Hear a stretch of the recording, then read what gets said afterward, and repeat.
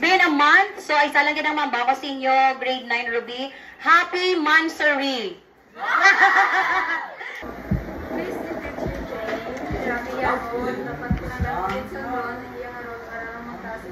May ara rule nga wala ginsunod ha.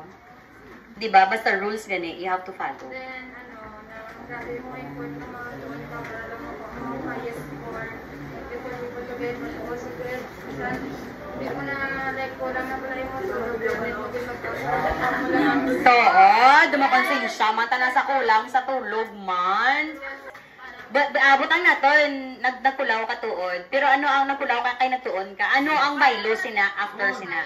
Okay, you will gain highest score. So, it's worth the pulaw, it's worth the sunog kilay. Happy Monthsary, Ruby! It's been a month, and I hope nga sa 1 month na naton. Bago gabi ito mapa-closing na ba dayon program? Closing, grade 10 na ka mo dayon.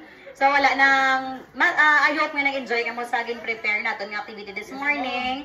Kag medyo na lesson ang mga stress na worth it ang mga pulaw, kaya at least biskan sa 45 minutes no napaigo naton nga mag physical fitness activity kita. Okay? O subong inyo naman eh. Yay! Okay, it's already 10:45. Everybody please stand. Okay, thank you, Ruby. Thank you and goodbye, teacher.